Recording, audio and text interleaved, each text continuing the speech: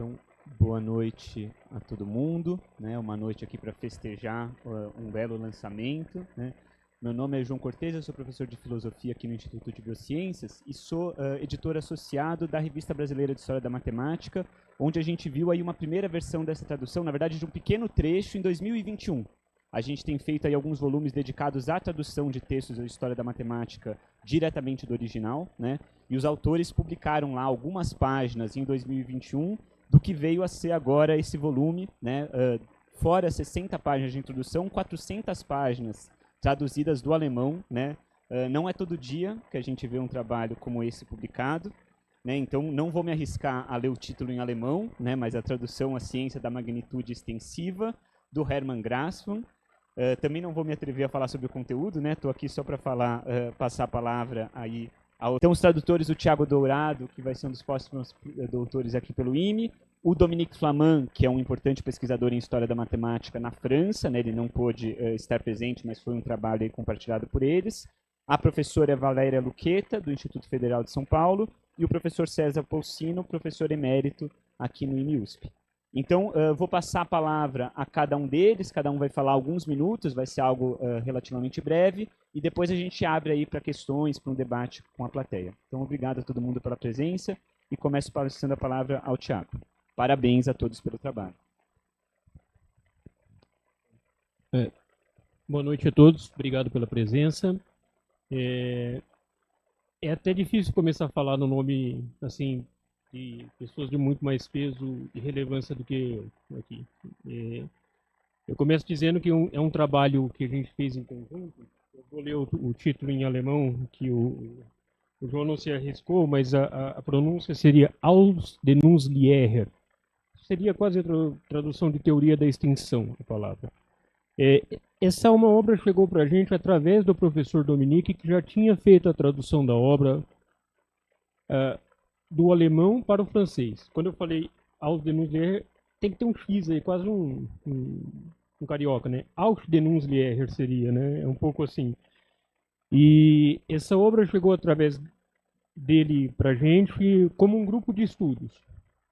E a gente resolveu, para entender a obra, tinha que ler a obra nos mínimos detalhes. Isso transmitiria um tempo, se a gente fosse ler no idioma original ou no francês, muito maior, que a gente poderia já aproveitar para fazer uma tradução. Então ela foi, ao mesmo tempo que ela foi sendo traduzida, ela foi sendo estudada, debatida, e a gente foi descobrindo coisas novas e aprendendo junto com ela. Contém praticamente a gênese e a formulação do que hoje a gente conhece por álgebra linear. Mas o mais interessante que eu vejo é que a Grassmann transcendeu na sua formulação a concretude que existia na sua época da representação do real, no sentido de que ele saiu das 3 dimensões para um número qualquer de dimensões, coisa que hoje é tão natural na matemática. Ele saiu do campo figurativo para o campo abstrato, da ideia do conceito, já das primeiras formulações de definições axiomáticas, e uma ideia muito revolucionária para a época. Tanto que for assim que em seu tempo de vida ele foi pouco reconhecido para o que viria a ser depois. Teve seu reconhecimento em alguma medida, mas bem menos do que teve após a sua morte. Então é bem interessante observar algumas coisas que você vai ver na obra, nesse aspecto que eu estou comentando, que são coisas assim, até para o nosso tempo parece coisas que você leria hoje num livro atual, mesmo de álgebra, no sentido mais básico da palavra. Ele fez uma versão, essa versão não foi aceita por causa que ela era muito discursiva. Vocês vão ver que o livro praticamente não tem fórmulas. Ele contém uma gama bem pequena de figuras, não tem fórmulas, ele é discursivo, o autor conversa. É bem interessante. A comunidade matemática, por um pouco entendimento à época ainda, o rejeitou. Não compreendeu a sua primeira envergadura, a sua primeira profundidade. Então ele fez uma segunda versão, em 1862. Essa primeira é de 1844. Nessa segunda versão, a gente vai ver uma proximidade com a matemática, com o estilo de apresentação que a gente vê nos nossos dias. E é o interessante que ele define, por exemplo, alguns exemplos que eu vou citar aqui, que eu acho muito pertinente, é que ele define o conceito de unidade, no sentido abstrato. Desse conceito de unidade, ele define o conceito de base, e do conceito de base ele vai definir o conceito de vetor, que para ele chamava de magnitude extensiva. E isso é um pouco diferente do que a gente faz, porque a gente faz aqui é impensável para a gente definir base sem ter a ideia de vetor. Então são alguns exemplos que a gente vê de uma criatividade, e eu estou falando de um tempo que era tempo de Möbius, que era tempo de Hamilton, que era tempo de pessoas bastante esclarecidas, mas que ainda estavam presas a um estilo de matemática advinda do final do século XVIII. Estou falando em meados do século XIX, mas essa situação ainda inspirada muito numa matemática gaussiana, num jeito de fazer matemática muito estilo gaussiano.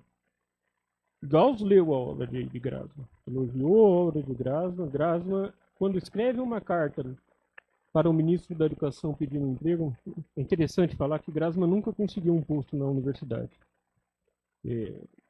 Por N motivos que vale a pena uma outra hora a gente debater. Mas o fato é que, quando ele escreveu uma carta para o ministro da Educação pedindo um emprego na universidade, ele referenciou Grassmann, ele referenciou mais outros dois matemáticos importantes da época. Referenciou Gauss, perdão. E mais dois matemáticos importantes da época. Gauss leu a obra de Grassmann, admirou a obra de Grassmann, mas mesmo Gauss não soube compreender a sua grandeza da época. Então é um pouco nessa questão, essa obra ela é um marco na história da matemática. Jean Didonné diz que Grassmann, enquanto muitos matemáticos contribuíram para áreas da matemática, Grassmann foi um que fundou, criou, contribuiu e fez crescer a sua própria área. Então, ele está no rol dos grandes matemáticos do século XIX. Está no rol dos grandes matemáticos de toda a história. Ele é pouco compreendido, ele é pouco conhecido pela sua grandeza ainda. A gente conhece conceitos como Grassmanniana, como produto de Grassmann. Falando um pouco mais do trabalho que eu estou desenvolvendo no doutorado, ele desenvolveu a primeira formulação abstrata do produto tensorial muito próxima do que a gente conhece hoje, foi Grassmann também. Isso em 1855, depois reformulado em 1862. Perdão. Então, eu estou falando de uma obra que realmente vale a pena ser lida. Valeu a pena para a gente traduzir. Foi um trabalho hercúleo, imenso, extenuante, mas valeu muito a pena. Valeu muito a pena. Ao final do livro, a gente, além das páginas que o João falou, que tem uma introdução bastante completa, a gente faz um glossário também de alemão, português e português e alemão. Também esse glossário deve ter umas 70, 80 páginas também. E vale a pena também para vocês verem os termos como eram no original. Né? Enfim, é só isso que eu tenho para falar. Obrigado, Thiago. Vou passar então agora a palavra para a Valéria. Boa noite a todos e a todas, né? É um prazer estar aqui, né, para apresentar a obra que começou antes da pandemia, né? E depois a gente sobreviveu à pandemia e estamos aqui, né? Foi um trabalho realmente que quando o professor Dominique veio, a gente começou a estudar e ele na verdade, o Thiago esqueceu de falar que o Grassmann, ele era linguista, né?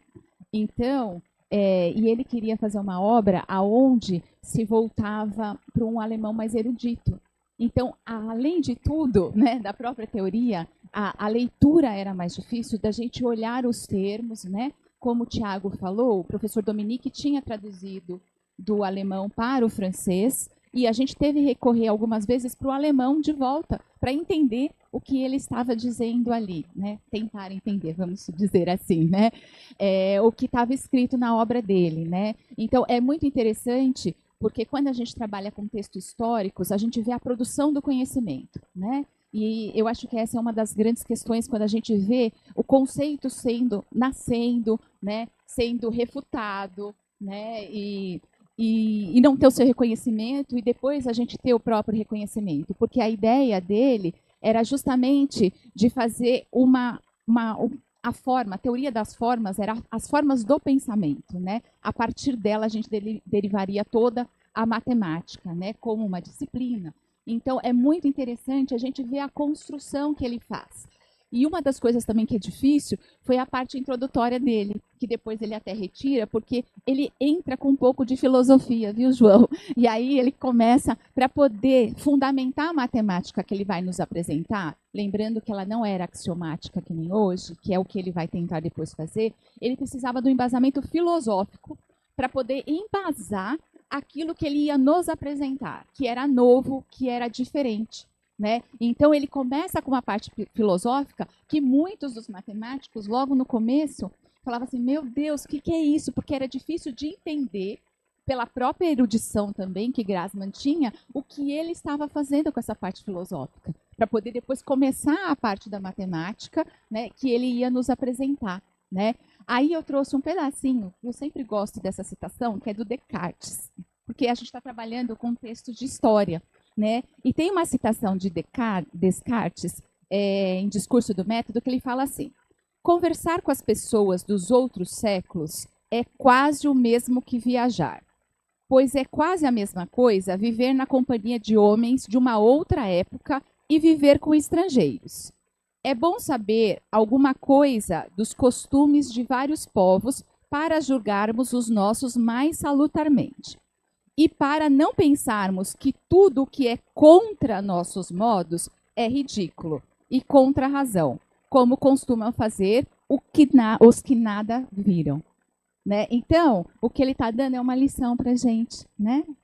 Para a gente olhar para a história e não julgar, mas ver o que é diferente, aprender. Né? Então, esse livro aqui, embora tenha sido bem trabalhoso, a gente está aqui aprendendo e olhando. Então, ele é um livro para a gente estudar, abstraia, né, o que a gente sabe hoje e mergulhe no que ele está falando, porque essa era a ideia dele, né? Trazer algo diferente e novo. E a geometria, para ele, seria uma aplicação, né, dessa teoria mais geral. Então, ele é muito interessante nesse sentido da gente mergulhar nas ideias que ele estava trazendo de novo. E como o Tiago já falou, ele foi mal reconhecido na sua época, né? Posteriormente que ele perceberam tudo que estava por detrás da obra dele, né? Então, vale a pena ler, mas a gente tem que ler olhando para outra época, que nem a gente está aqui falando do Descartes, certo? Não julgar, né? A gente tenta entender da onde ele estava falando. Então, eu acho que vale a pena, foi prazeroso, foi sofrido, mas foi prazeroso chegar aonde a gente está, né? Obrigada pela presença de vocês. Obrigado, Valéria. Então, passar agora a palavra para o professor Poulsino. Obrigado. Obrigado a vocês pela presença. Como vocês vão ver, não sou uma pessoa muito séria, especialmente agora de velho. Então, vou começar com uma observação. No início da primeira fala do Tiago, ele disse que os outros tradutores eram de mais peso do que ele. Olhando para nós, veem que não é verdade. Nós dois juntos não chegamos nele. Essa é a primeira coisa. Bom, quanto à tradução em si, como ela falou, realmente deu muito trabalho. Eu estava falando com alguém lá fora e jurando de pé junto que esta foi minha primeira e última tradução. Nunca mais. Como Descartes observou, conversar com pessoas de outra época é muito difícil, porque a linguagem é outra, a forma de colocar as coisas é outra, a precisão no passado era menor da que nós usamos hoje, enfim, é complicado. Algumas vezes eu traduzi, por exemplo, para meu uso pessoal, alguns artigos de Keynes, que era muito claro, e me custou um esforço monumental entender do que estava falando. Depois que a gente pega o jeito, entende como apresenta as coisas, aí você percebe. Então, essa já foi uma grande dificuldade para nós, entender a linguagem.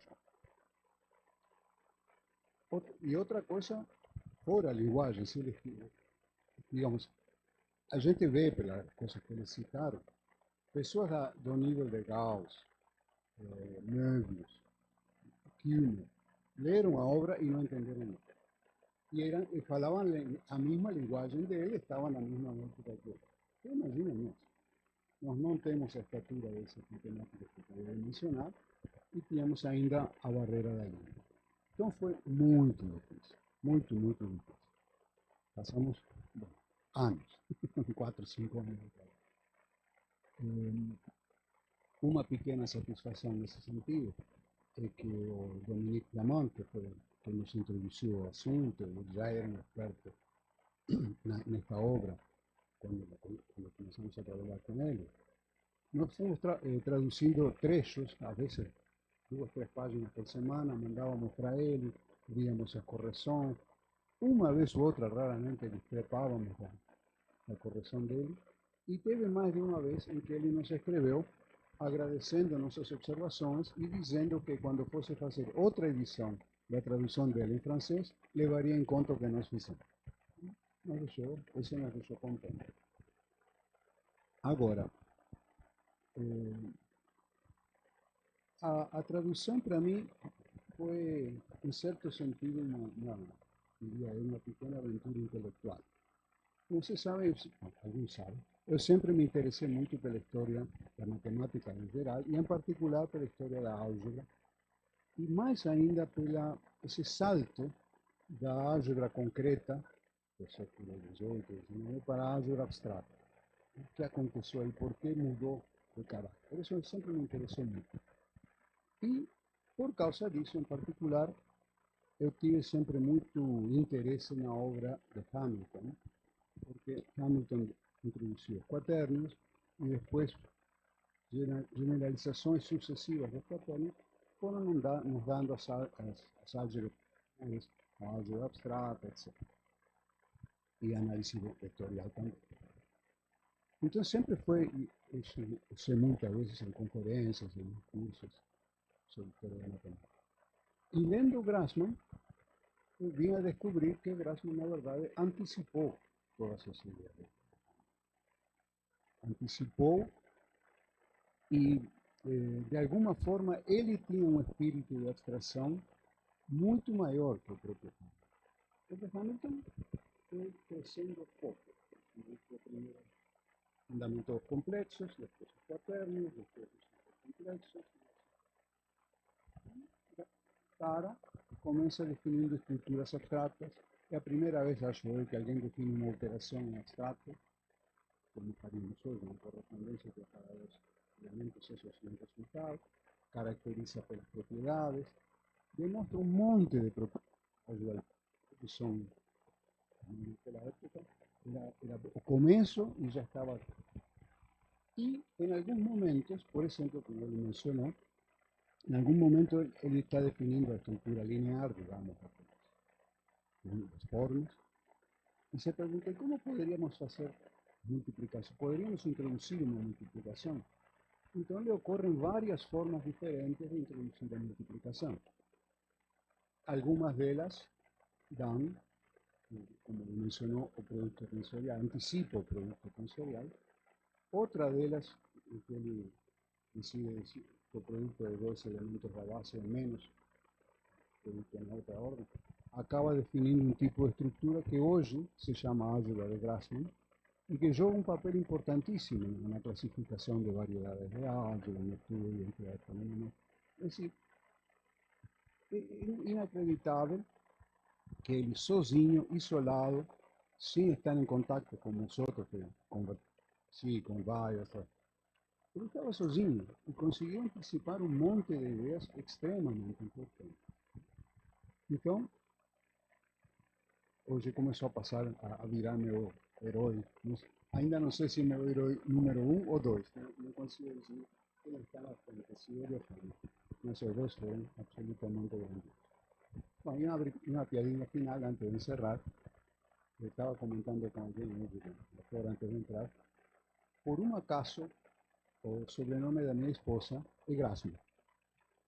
Eu, como acontece muitas vezes, não juntei uma coisa com a outra, não em momento algum me ocorreu que pudesse haver qualquer relação. Uma coisa é o Grassmann Academia, Esses são os Grassman da vida,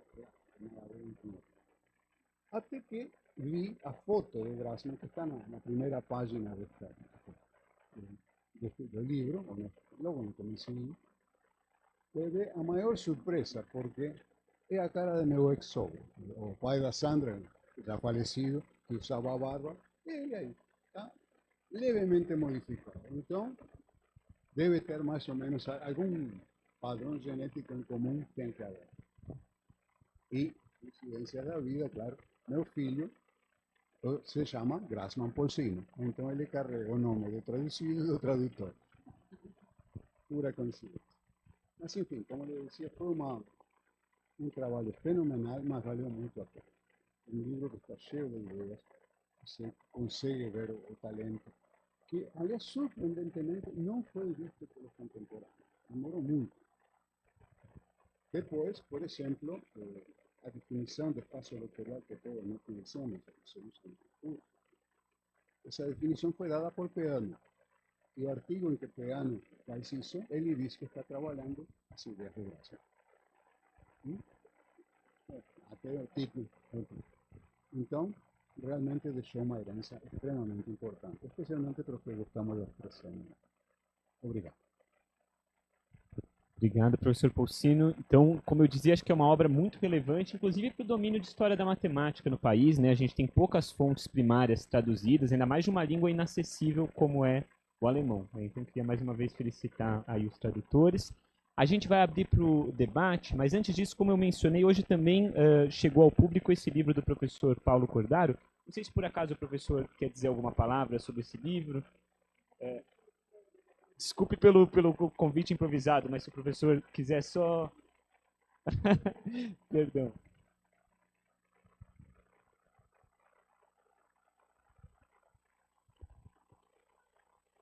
Muito obrigado.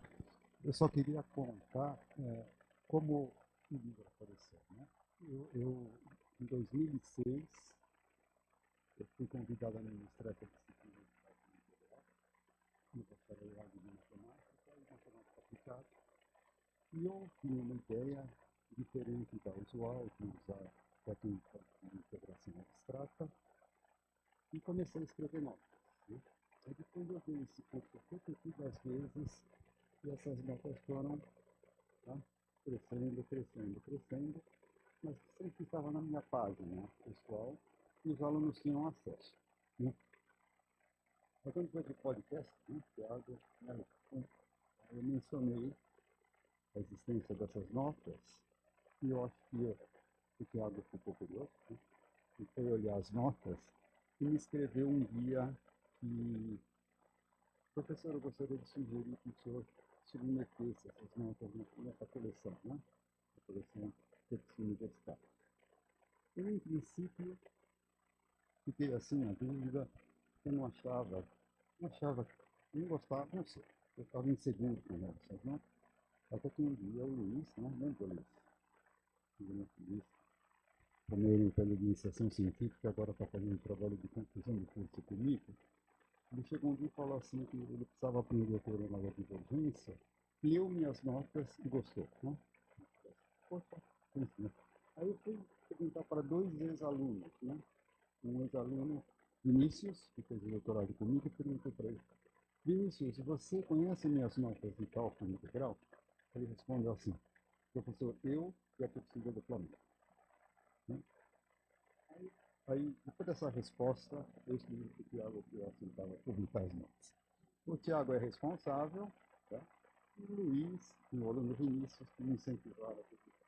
Essa é a pequena história. Muito obrigado, Thiago.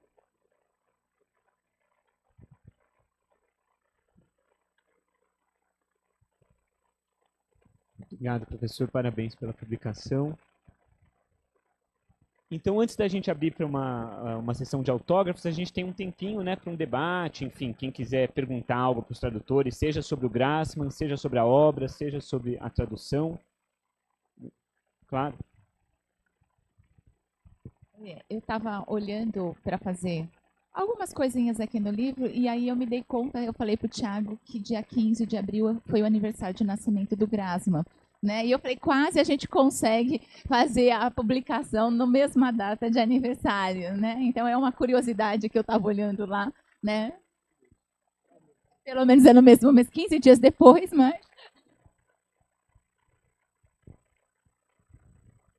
Então, não sei se alguém gostaria de fazer alguma pergunta, algum comentário. Talvez para começar, assim, quer dizer, acho que a Valéria ressaltou, né, que o Grassmann era essa pessoa aí de interesses amplos, né, então acho que ensinou religião ou teologia, né, vocês mencionam na introdução, um linguista, né, interesses amplos, e acho que também só por isso já merece uma atenção, né. Eu queria fazer uma pergunta, não sei o quanto que vocês estão com isso em mente, né, sobre o termo que aparece no título, né, esse termo de magnitude, né, é sempre qualquer língua que a gente traduza é difícil definir por grandeza ou magnitude, ainda mais porque vai ir para o caminho da generalidade. Não sei se vocês estão na cabeça com essa decisão, assim, como que vocês definiram chamar de magnitude extensiva, como isso se justifica no alemão, e vocês mencionaram que é um alemão que evita o latim, né? Às vezes o alemão tem termos germânicos, por assim dizer, ou de raiz latina, né? E vocês estão dizendo que o Grassmann evita as raízes latinas, né? Então eu queria perguntar sobre esse termo da magnitude, se vocês puderem comentar. Olha, esse termo deu um debate entre a gente.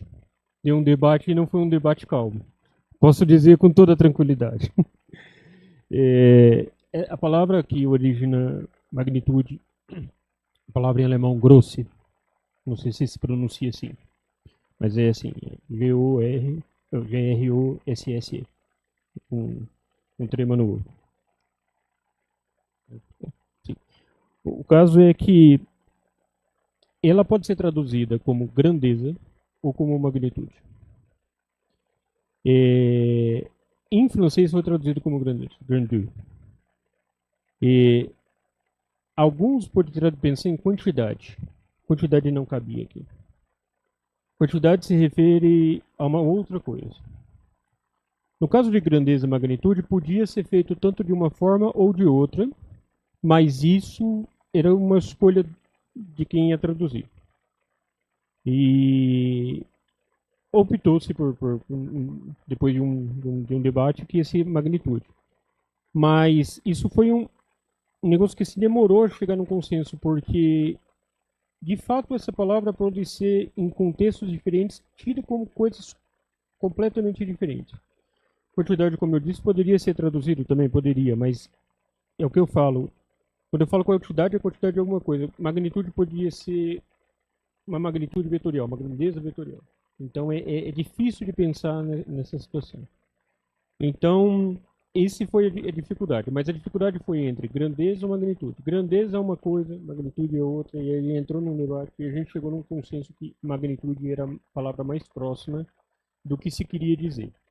Esse é um exemplo do que é fazer uma tradução. Porque você pode entender o conceito para você, mas você conseguir transportar ele para a sua língua, de forma que fique claro o que o autor quis dizer numa outra língua, numa outra época, então é difícil de fazer essa conexão muitas vezes. Magnitude foi um exemplo, mas tem muitas outras palavras que a gente chegou nessas mesmas dificuldades. Então, traduzir esse tipo de coisa demanda, às vezes, assim que eu falo, muito mais domínio da sua língua do que da língua da qual você está traduzindo. A sua língua requer muito mais um domínio da língua para a qual você está traduzindo do que da que você está buscando a tradução. É isso que eu estou querendo dizer. Enfim, é mais ou menos essa ideia. Não foi isso mesmo? Não, é bem complicado. Uma outra coisa que eu queria comentar, o César falou do Kummer. Quando eu falei que o Grassmann não teve um posto universitário, embora ele tivesse pleiteado junto ao ministro da Educação, na época secretário, enfim, porque a Alemanha ainda não era um Estado unificado. A Alemanha passou a ser unificada em 1871. Itália em um e outro Alemanha. Enfim. O caso é que era Berlim que geria as coisas de qualquer forma. A União dos Estados com letra minúscula, no caso, enfim. Ele escreveu essa carta e quando o ministro da Educação recebeu isso aí, ele não sabia muito bem o que fazer, ele recorreu a um matemático do prestígio à época, que era O Kummer. O Kummer destruiu a obra do Grassmann. Foi que o Grassmann era um amador. O interessante é que a palavra Kummer em alemão é tristeza. Pode ser traduzido como tristeza, melancolia. E aí quando eu vi essa coincidência, eu falei, nossa, é muito próximo do que a realidade dos meus dias.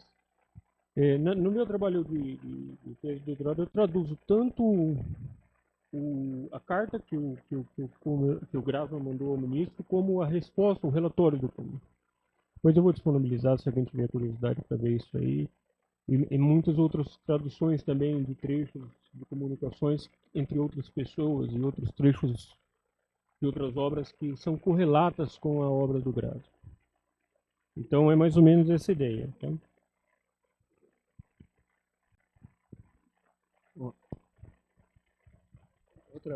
Um comentário interessante nesse contexto. Realmente o Grassmann se esforçou para conseguir um cargo na universidade. E uma coisa que o Dominique nos observou, eu não sabia, é que naquela época, na Alemanha, os professores secundários tinham um salário bem melhor que os professores universitários. Então, por quê? Por que ele se esforçava para ganhar menos? Porque lutou, tentou concurso, tudo para ganhar menos. Porque como professor secundário dava muitas horas de aula e não tinha tempo para pesquisa. Então, na verdade, ele estava querendo perder dinheiro para poder pesquisar. Mas, motivo para admirar a Acho que precisa do microfone porque está sendo transmitido, professor. Precisa do microfone porque está sendo transmitido pelo YouTube. Boa noite. Uma das coisas que eu gosto de fazer nas minhas horas vagas é ler biografias. E o que vocês falaram sobre o Grassmann me lembra um pouco a vida do Bully. O Bully foi um cara que também foi professor secundário. Ele conseguiu finalmente, depois de muito tempo, ele inclusive montou um colégio. Ele foi a pai e a mãe dele morreram quando ele era muito jovem. Ele teve que cuidar do irmão. Teve uma história de vida bem difícil, morreu de um jeito. Ele era muito pobre, ele conseguiu um emprego na Irlanda, que era um país extremamente religioso. Ele não era tão religioso. E aí ele morreu também de um jeito assim. Ele tinha que caminhar quilômetros para ir trabalhar, como 2, 3 quilômetros, e uma vez ele pegou uma pneumonia porque estava uma nevasca muito grande e acabou morrendo. E ele foi um cara que tentou também, digamos assim, algebrizar a lógica. Então, eu queria saber se vocês algumas vezes viram, eu vejo assim um toque de relação entre as duas coisas. E eu não me lembro, eu sou muito ruim para lembrar datas. Quando viveu o Bully, quando viveu... Eu acho que o Bully é muito mais recente, eu não me lembro. Vocês sabem, né?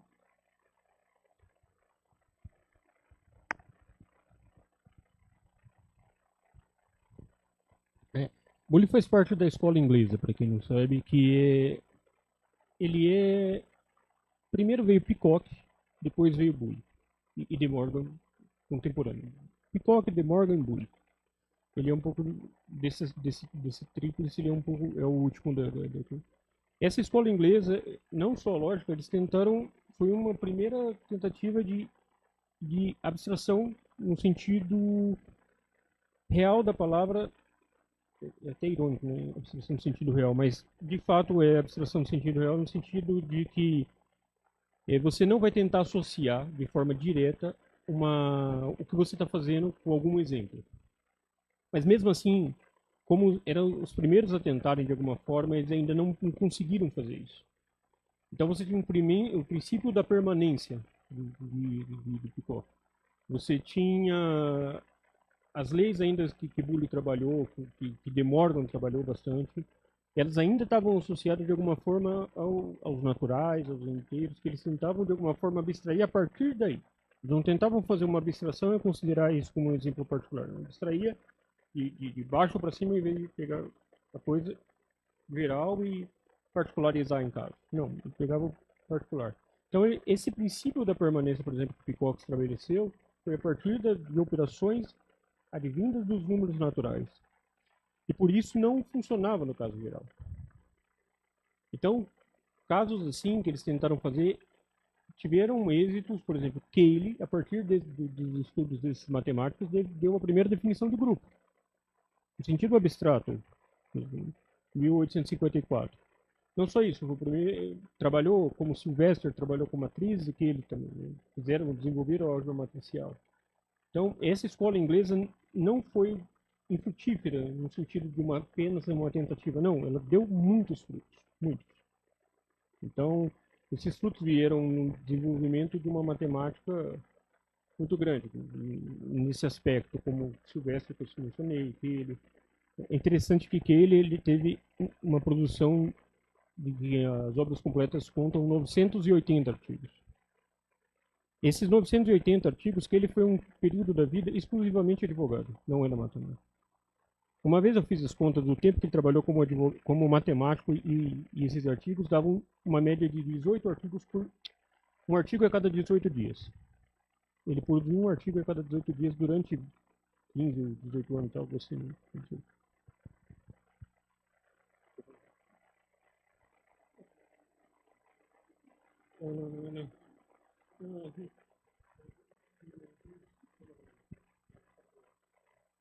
Claro. Bom, então, obrigado a todo mundo pela presença. Mais uma vez, parabéns aos tradutores. E acho que eles têm um tempinho agora para assinar o volume de quem quiser, né? Obrigado.